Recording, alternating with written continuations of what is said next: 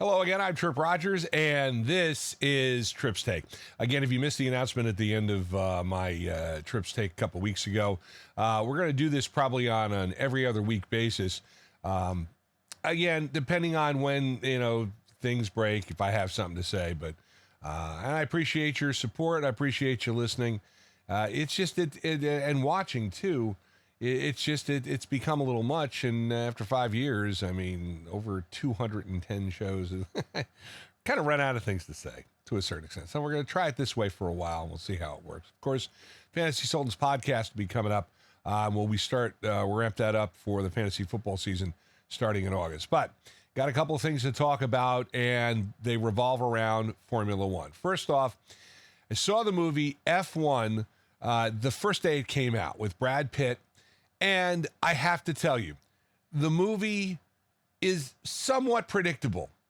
But as a Formula One fan and as a racing fan in general, I actually learned some things watching that movie.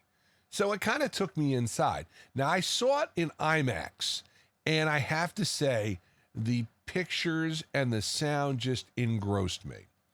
Now, Sandy is a casual Formula One fan, but even she enjoyed the movie. I would recommend seeing it in a theater. Get the full experience because it is breathtaking. But as I said, the movie itself, somewhat predictable. Some of the stuff that happens, and there's as people in Formula One have said, this stretches the truth a little bit because some of the stuff would not happen. And that was something that we spotted because you watch the races, you know this for a fact. Now let's move on to the other big story in Formula One. Now, for the last couple of weeks, there have been stories brewing about Max Verstappen leaving Team Red Bull. He has ridden for that team his entire Formula One career. He has won 4 straight championships with Red Bull. But it is obvious that car is a handful, since Max Verstappen's the only one who is able to drive it. The second drivers over the last 4 years have failed miserably, and the performance of the car is really questioned. And right now, they are not one. They're top cars. They're still in that top tier, but it's getting harder and harder for this team to compete.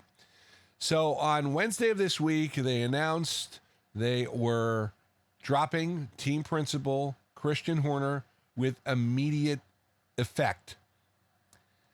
Basically, the guy was fired.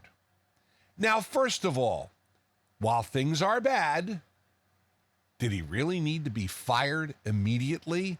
That's what a lot of Formula One people are asking. Now, I will say this, not a huge Christian Horner fan, not a huge Red Bull fan.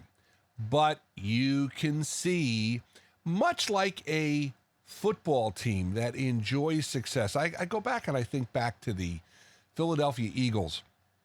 When I was following the Philadelphia, when I was working in Philadelphia, 2002 to 2005, they went to 4 straight championship games. And each year, they came up short in the championship game because of the fact that they would have players who'd get injured. And then the next year, you'd lose a couple of guys, you'd lose a coach or two. And then the next year, you'd come up short again, lose a couple guys, lose a couple coaches.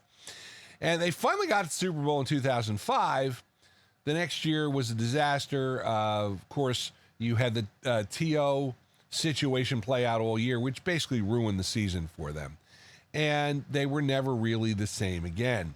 And it's the same thing with Red Bull. You've seen a couple of the key personnel leave the team, and the performance is just not there.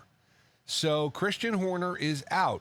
Do I think Christian Horner is done in Formula One? No, I don't think so. I mean, you can't deny the guy's record. 20 years as head of Red Bull, he's taken them from a team that was awful to a championship-winning team on 2 separate occasions and eras in the early 2010s and now in the 2020s. But there are a lot of questions that are to come, and part of the issue is Red Bull. 49% is owned by the original owner of the company's son. 51% is owned by the other original owner, and that group of people always supported him, but it looks like they've lost the support. Now, there's also, of course, the other issue where he was accused of sexual harassment. He was cleared by an internal company thing, and then he was sued, and there was a bunch of, they couldn't tell if these were, they couldn't tell if these were doctored or it was real, text messages, emails, and stuff about this. And there was a second inquiry, and there was an appeal, and the employee lost both. So you don't know if that's true, but that cloud has been hanging over. And Max Verstappen's camp has been vocal about Christian Horner since this all came out, since the beginning. And so finally, and again, if you watch Drive to Survive, Christian Horner comes off as very arrogant. Now, when you're winning, you can be arrogant. But when you're not winning, that arrogance can come back to haunt you. And I think it has. So Christian Horner is out at Red Bull, and it'll be interesting to see now the next domino is Max Verstappen. Does he stay with the team? As a lot of pundits think this move was done to keep him at Red Bull.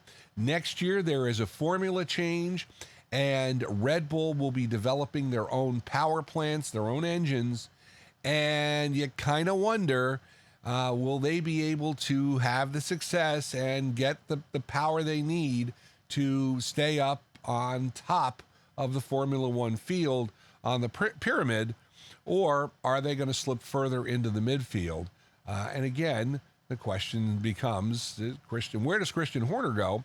There were rumors he may go to Ferrari, but I can't see that simply because of the fact that I think Ferrari is too entrenched in their ways, and Frederick Vasseur is a buddy with Lewis Hamilton, and Lewis Hamilton's not a Christian Horner fan. And that's obvious through the years. So therefore, I don't think that would happen. Could he go to another team? Yeah, he would. But as people were pointing out, he was an employee. He was an employee for Red Bull. If he is going to take a team, he's going to want some type of ownership stake, much like Toto Wolff has with Mercedes. And I think that is going to be a key. I am sure there is some team who is going to want to hire him, but right now I think he just sits back and relaxes. Now, he was under contract till 2030, so I'm assuming that they would be paying him for a certain amount of time. And again, being paid to do nothing is not the worst thing in the world, although I think he wants to get back in the game. So interesting to see what happens. Formula One, of course, will have one more race before they take their summer break. And again, the question is going to be Max Verstappen. Does he stay with Red Bull next year, or does he move somewhere else? Mercedes supposedly making a big move with him. And what about the two Mercedes drivers, Kimi Antonelli and George Russell? Where do they end up? Okay, if you're not interested in Formula One, I think I've given you 8 minutes of boredom. Sorry about that. That is Tripp's Take for July 10th, 2025. I'd love to hear your comments and questions about my podcast. Always welcome. TrippsTake@gmail.com. Fantasy football players, the calendar has now turned to July. Training camps are beginning, and fantasy football will be here. Be on the lookout for our podcast, The Fantasy Sultans, with the Hall of Famer Mike Sheck and yours truly. You can find it at the same place you find Tripp's Take, Spotify for creators, YouTube. Just search for Fantasy Sultans. The Fantasy Sultans, I should say. If you like the music of the 60s, 70s, and 80s, give a listen to WTRSradio.com. Join me again soon for another edition of Tripp's Take. For now, I am Tripp Rogers. Thanks for joining me. Make it a great one.